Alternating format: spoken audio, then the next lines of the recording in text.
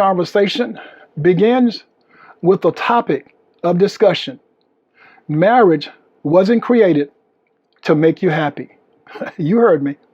Marriage wasn't created to make you happy. You know how we tell our children, do as I say, but don't do as I do? But those little rascals, they do both. They go do what we said and they do what we do because they are a chip off the old block. I mean, when you think about it, we as parents, we are a great influence on our children. Our marriages are our children's living testimony. It's a witness to them of what a marriage should or shouldn't look like. And so when you think about it, your marriage should be the image of what they desire to find in their spouse. Yeah. You see, we live in this generation where we have tags for each generation. We're called the baby boomers. And so that means your children are more than likely millennials or Gen X or Gen Y or Gen Zs. And they're just the younger group coming down the pike. Let me just show you right quick what God thinks about marriage, because since he created the institution, let me just tell you what he thinks. So go with me to the book of Mark, chapter 10, verse 6 through 9. Let's see what God has to say about marriage. This is the NIV version. I'm going to read the same chapter, if you will, but I'm going to read it in the Message Bible in just a few seconds here. But follow me. Verse 6 says it like this. This is Mark chapter 10, verse 6 through 9. 6 says it like this. But at the beginning of creation, God made them male and female. Verse 7. For this reason, a man will leave his father and mother and be united to his wife. Verse 8. And the two will become one flesh. So they're no longer two, but they are one. Isn't that something?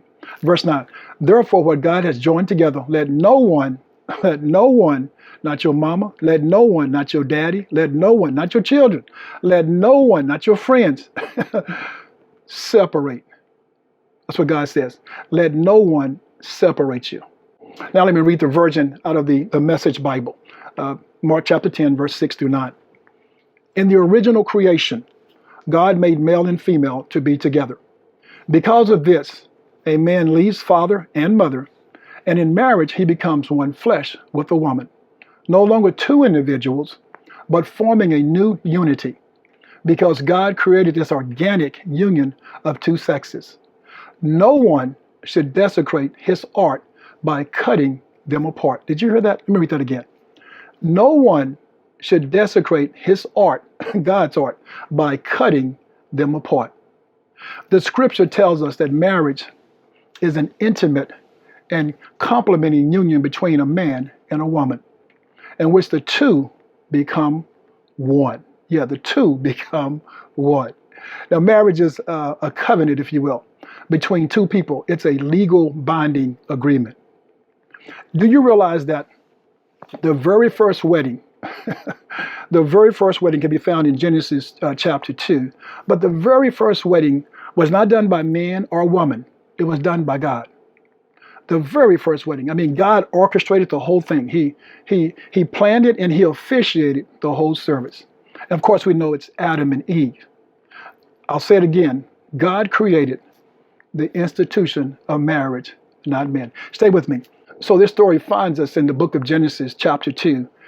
Where brother Adam is having a moment, and God is looking in on him, and God says, Adam looks to be alone. He says, I'm going to have to fix that. Now, Adam is probably like your son or daughter when, you catch them just looking in the mist, just kind of, you're just in deep thought and you're looking away and you're thinking about something and your parent asks you a question, what's going on? What are you thinking about? And they say, I'm not thinking about nothing. And they're really not. They just caught up into a moment of just simply something don't feel right. Something just don't quite, feel good. And so they don't know what it is, but something don't quite feel right. And all they can say is, I wasn't thinking of nothing. And so that's where Adam is. Adam found himself alone. And God says, something's not right about that. God has said everything that he's created is good. This is the first time that God said that something is not good. He says it's not good for man to be alone. So God said, I'm going to fix that. I'm going to take care of that. So we know that Adam was working because Adam had two jobs. Adam is a man. You want to marry Adam. Adam has two jobs. Adam is working in the garden, taking care of it, cultivating it, keeping it. And then he's also naming all of the animals. So God says, finish doing what you're doing, and then I'm going to take care of that loneliness that you have. You need to find a man. Man, you need to be a man who has a job.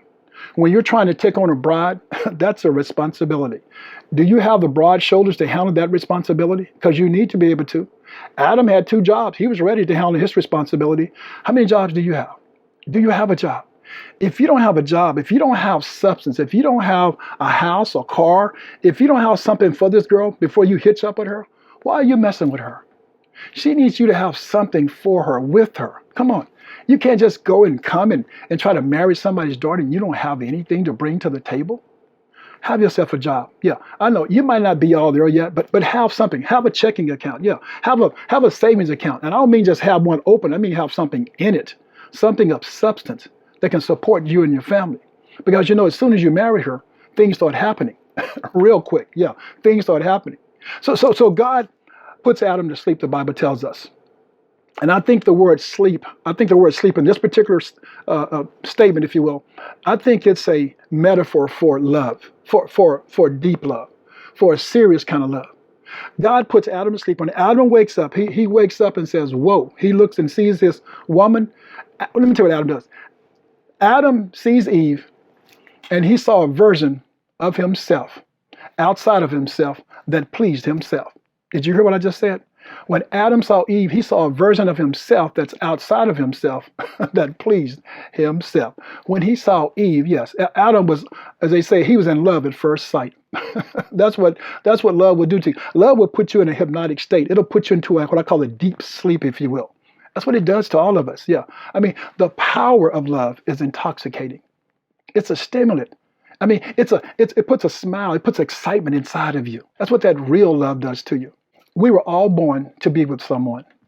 We were all born to have someone to compliment us. Yeah, someone who can cover our loneliness.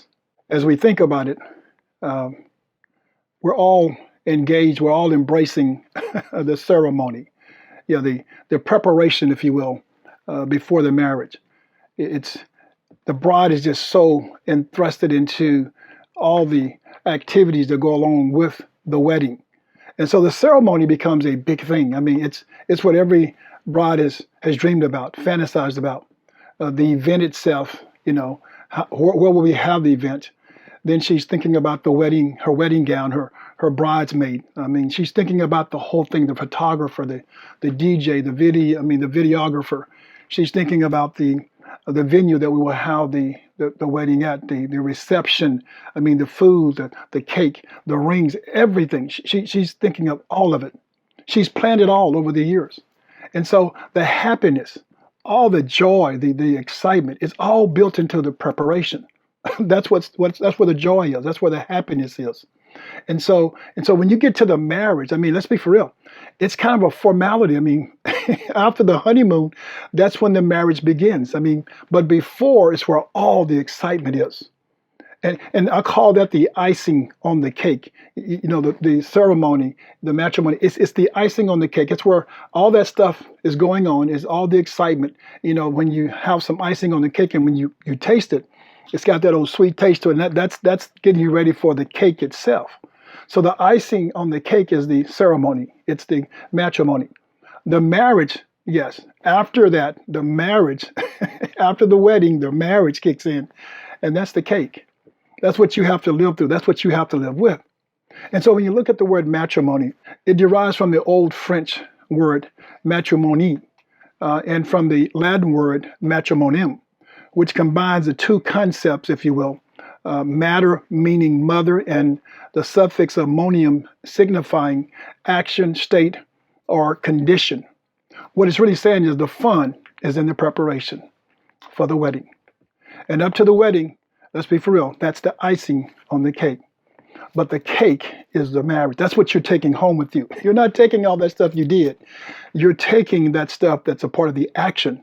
Yes, a part of the condition that I said I do. Now here's the condition of I'm saying that I do. Yeah. Now the fun begins if you make it fun. It's up to you. But you got to realize that you married a stranger in some sense. You don't know him like you are going to get to know him. And you don't know her like you're going to get to know her. But that's where the fun begins, the intrigue of learning one another. Don't go into this marriage looking for your husband, looking for your wife to make you happy. They can't do that. They don't have that kind of power.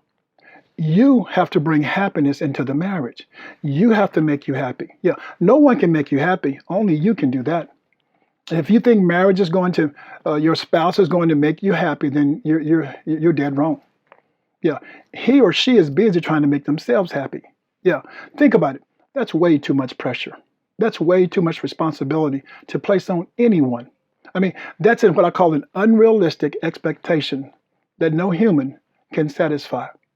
There are way too many issues packed into that statement. So let me tell you, what can make you happy is to fulfill your purpose before marriage. Yes, and in marriage. So we've been asking this question for some time. Father, what is my purpose in life? And so if you look at the book of Ephesians chapter 5, verse 22 and 25, God is telling you, he's sharing with you what your purpose is. But watch this. He's talking to married folks. Yeah, he's not talking to wannabes. God is talking to married folks. He's not talking to you single folks now. I mean, if you want to get married, I understand, work on this one. But right now, he's talking directly to married folks. And in Ephesians 5, verse 22, the Lord is telling us that our purpose is to love and to submit. Yeah, wives and husband. Yeah, not women and men. Wives and husband. He makes it very clear. You realize the word love is an intense feeling of deep affection. Love is the most powerful emotion that you can ever have. A husband, God says specifically, a husband. He didn't say a man. Make this very clear. He said a husband.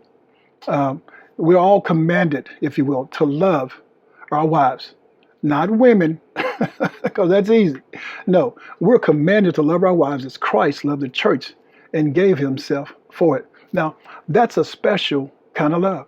Because we can love our cars, we can love our hobbies, but when God tells you to love your wife as he loved the church, that's powerful. He's telling you there's a difference here. I put love in you, but there's a difference for this kind of love. This kind of love is a special kind of love that I have for wives and husbands only. And then he tells the wives to submit. The word submit is to accept or yield to a superior force or to the authority or will of another person. It means to give and yield. You see, God is so good. I mean, God is teaching us that if we can love and we can submit, what a special union. We get so trapped up into the words, though. God had to tell men to love. Well, no, hold up. No, God didn't have to tell you anything. God is saying to wives and husbands, if you want to have a successful marriage, men, love her as I love the church. And women, submit to him as you're submitting unto me. Do you get it? God is showing you that when you submit, you're loving him. When he loves you, he's submitting unto you.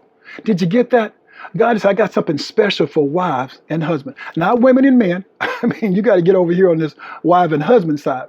But God says, I got some commandments for you. And if you achieve these commandments, guess what? You're going to have a blessed life. You know what kind of special relationship you have with God when you can commit, when you can obey his commandments? How powerful is that? How powerful is that? I love my husband is what women would say. I love my husband. And of course I submit to him. Well, hold up. You love him, but you're holding back on him. You're not giving him all of you because you're running around with all these cheerleaders, all these women who are in your ear telling you what you shouldn't do and what they're not doing. Well, okay, then you have the same type of relationship they have with their spouse as well. Same thing with the husband. You're not giving her all of you. You're just giving her a piece of you, like you're saving some. No, give her all of you. It's called obedience to God. That's what it's called. It's not obedience to her, but it's obedience to her because God said give her. But it's obedience to God, what God has told you, what he's commanded you to achieve. Both husband and wife. Yeah. See, those who obey God, I'm telling you, it's a very special relationship with your spouse, but also with God. I mean, so the question continues to come up. Why aren't you happy? Is it possible because of your disobedience to the Lord? Is it possible? That's why so many people are divorced when you think about it, because they are disobedient. Yeah, they're in a marriage and they want happiness, but guess what? But they don't want to go and fully commit to what God is asking them to do. And that's you and I as well. If you commit to what God is asking, guess what? You have happiness because you bring happiness into the union. But if you're going into the union looking for happiness, you won't find it. Not with your disobedience. You won't find it. If marriage could make you happy, we wouldn't have a 50% divorce rate. Think about that for a moment. People are not divorcing because they fall out of love. They're divorcing because you can't make me happy anymore. Yeah, the cars, the houses, the boats. Yeah, all the shopping, the money. That's not happiness. You figured out that's not happiness. That's stuff. Yeah, happiness comes from within inside of you. Yeah, what have you done that you can't really get yourself cleaned up inside of you? Or what's in the way? What's blocking it? That's what you've got to research and find out. Yeah, that's why God commands us to love and to submit. It's the recipe for success in our marriages. Yeah, that's what it is. It's the recipe for success in our marriages. Yeah, marriage wasn't created to make you happy. No. The key word in that phrase is make. Marriage wasn't created to make you happy. It can't make you happy. You have to find happiness within your marriage. You have to become happy. You have to have happy. Yeah, you have to be happy. You have to bring happy to this union. It doesn't just grow up in the union because all of a sudden your husband done something to make you be happy. No, no, no, no, no, no. That's just happy for a day. I'm talking about happy for a lifetime. You have to bring it in with you. Yeah, it's not about someone making you happy. It's about loving you through the season of your unhappiness until you begin to love yourself into happiness. That's what it's about. Yeah, I tell you, most of us have unreasonable expectations for our spouse. We bring our mama issues into the marriage. We bring our daddy issues into the marriage. And then we expect someone to fix those for us. You got to be kidding me. Yeah, you got to be kidding me. I mean, you bring all that brokenness into this marriage and you start your marriage off. You start the beginning off with brokenness. Don't do that. Don't do that. No, no. Get help. I mean, get that stuff out of you before you say I do to anyone. And watch this. Before you say you do, while you're dating that rascal, while you're dating that young lady, I mean, it's your job to observe them. Yes, to observe them. Don't become so over smitten with them that you're not listening to them. Listen to them. Yeah. Quit being over smitten. Make sure you take some time to listen to what they're saying. Mhm. Because when they start talking, do they talk about what happened to them? Is he talking about what happened to him more than he's talking about what happened through him? There's a difference. Is she talking about what happened to her versus what happened through her? You see, if they're talking about what happened to them, they're worrying it. They're still worrying the past issues that they got out of or that they were into. You don't want that. You want somebody who's talking about what happened through them. It means that they had some issues. They have a past, but guess what? They stepped out of it. They walked out of it. They moved away from it. They got delivered from it. That's what you want. Yeah, you want someone who's had a past, because we all do. But I don't want someone who's still living in that pain. You don't want someone who's still living as if they're damaged. Yeah, someone who's always a victim. Someone who's just watch this, I was just an innocent bystander. Yeah, right. It takes two to tango. You weren't innocent. You were in it, and you're still worrying it. You don't want that individual. No, you want someone who went through it. Yeah, it happened through me. Yeah, it happened to me, but it happened through me because I've been removed from it. Yes, observe and obey the warning sign. If you marry someone who still is living in what happened to them moments, you're going to allow them to steal your joy. They're going to steal your happiness. Yeah, they're going to steal your strength. They're going to steal your hope. They're going to steal the fight within you. That's what they're going to do. They're going to rob you of all the energy you have. They're going to suck the life out of you because they're still hurting. And every time they look at you, guess what they see? They see that you're part of what happened to them. And you weren't even involved in their past, but that's what they see. They connect with that. So my thing is, yeah, be careful. Be careful dating someone, getting married to someone who can't get rid of what happened to them. Yeah, you want to meet someone who had things happen through them, and watch this, and they've overcome. That's what you want to do. Marriage was created to cover our loneliness. Yeah, you know the phrase, an idle mind is the devil's workshop. Well, guess what? Having a spouse in your life, having a wife, having a husband in your life, you're not going to have an idle mind. They got things for you to do.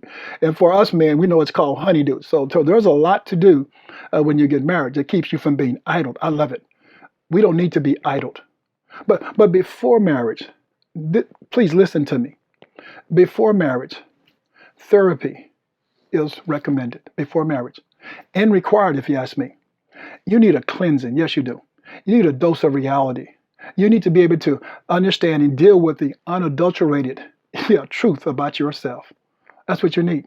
So before you bring all your baggage to someone else, please take some time to park and to get the help that you need. Because when you look at it, your life and your fiance's life, it's like a sheet of paper full of holes. Both of you full of holes, full of issues in life. That's what these holes are. All these holes inside of you. It's like buckshots hit you. And you got holes internally and holes externally. And you bring these issues to the table. You bring these issues to the marriage if you're not delivered from them. And so when you get into the marriage, guess what? You're hoping that your spouse will fix you. They can't fix you. So you bring anger into the relationship. Boom, a hole. You bring hate into the relationship. Boom, a hole. You bring envy into the relationship. Boom, a hole. You bring pain. You bring sorrow. You bring frustration. You bring doubt. Watch this. You bring low self-esteem. I mean, you bring all these trust issues into the marriage. You bring suicidal thoughts. You bring in depression. You bring in lack. I mean, let's be for real. You bring all that stuff into the marriage, hoping, you're praying that this guy, that this young lady can fix you from all the stuff you just brought into the marriage. I mean, I don't know about you, but who wants that job? Who needs that job? Well, before you get hitched up, you better do your investigation. I mean, I'm serious. You better check this stuff out, because once you get in it, you're in it. I mean, there's not a man in the world, there's not a man on the face of the earth who can rescue you from all those issues. Not one.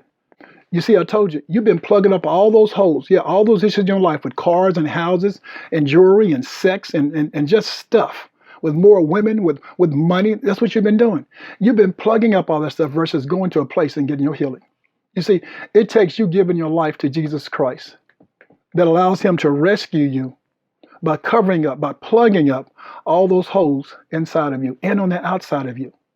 Sister Sarah had holes inside of her. She was barren. She couldn't have a baby. And so then she made more holes by giving her handmaiden to her husband, Abraham. What kind of mess is that? Now she's got a bigger hole. Joseph's brothers had a hole inside of them, a hole called jealousy and envy. They were so jealous of Joseph that they sold him into slavery. That's a hole. Cain was so jealous of the relationship that God had with his brother Abel that he killed him because he didn't have that favorable relationship. We all have holes inside of us. All of us. I pray that you realize that the best way to get rid of all those holes, to really help yourself out, to help your marriage out, is to take communion, if you will. Let me use this for an example. The communion is a representation of the body of Jesus Christ, our Lord and Savior. And so when you take communion, the first thing is preparation. It's forgiveness. You have to forgive yourself and everyone around you. Anyone you harm, you have to forgive them. You cannot take communion with any type of animosity, issues in your heart. You have to let it all go. So the first thing about really plugging up holes in your life is communion. It's about preparation. It's about being delivered from all the things that's inside of you. And then when you look at the cracker or the wafer that you're going to eat, we recognize it as the body of Jesus Christ. It's the body that was torn, that was bruised, that was battered for you, that was pierced in his side for you. This body that Jesus walked this earth with is a body that when we take communion, we take a cracker wafer in remembrance of Jesus, in representation of Jesus, and we break it as his body. And then we eat it. We eat it, and his body goes down inside of us. Holy Ghost, thank you, Jesus. His body goes down inside of us, and as it's going down inside of us, it's plugging the holes up inside of us. That's what it's doing. It's plugging up the holes inside of us. That's what the body is doing, because you've asked for forgiveness, and you want to be better. You want to do better, and so the body and representation is going down on the inside of you, and it's plugging up all that hate and envy and strife and malice. It's going in and it's plugging up doubt. Yes, it's plugging up all that stuff inside of you that's kept you in the dump for years. And then you drink his blood. You take a glass of wine or a glass of juice, whatever it is, water, whatever it is, and you drink it in remembrance of his blood that he shed for you. He was shedding blood from birth all the way to Calvary. Yeah, it wasn't just at Calvary. It didn't start there. It started at birth. To come down from heaven, to step into this fleshly body, Jesus was bleeding from day one, all the way to Calvary. And so he shed his blood. And so when you drink of this cup of this juice or whatever it's going to be, wine, when you drink of it, you're drinking his blood in representation of what he did for all of us. He shed his blood for all of us. Yes, there's no power stronger than the blood of the Lamb.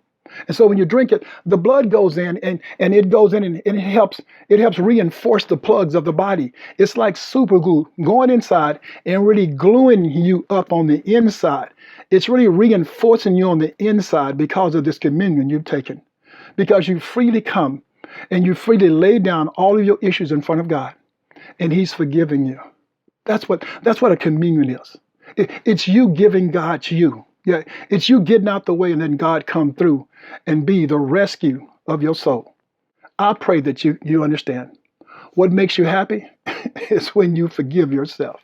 Yes, that's what can make you happy, when you forgive yourself. Yes, marriage wasn't created to make you happy. Marriage was created to make you married. That's what it was. It does its job.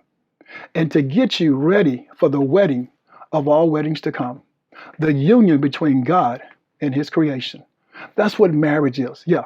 Our wedding, our vows, our matrimony is found in, guess what? Romans 10:9. That's right. If thou shalt confess with thy mouth that Jesus is Lord, and if thou shalt believe in thy heart that God has raised him from the dead, then guess what? You too shall be saved. You see, what it's saying is, you're saying, I do. Yes. If you shall confess with your mouth, you're saying, I do, Lord. I do prepare myself to be hitched to the bridegroom to come. That's what you're saying. And you're saying it's a matter of the heart. Now I confess with my mouth. I confess with my mouth and I believe in my heart. I believe it in my heart with all my heart. All my heart belongs to you. So it's not just saying some words so your mama and them think you saved. No. It's a belief. See, that's what genuine love, that's what genuine happiness looks like. I pray that you be blessed. I pray that you realize that, yeah, marriage wasn't created to make you happy. It was created to make you married. You be blessed.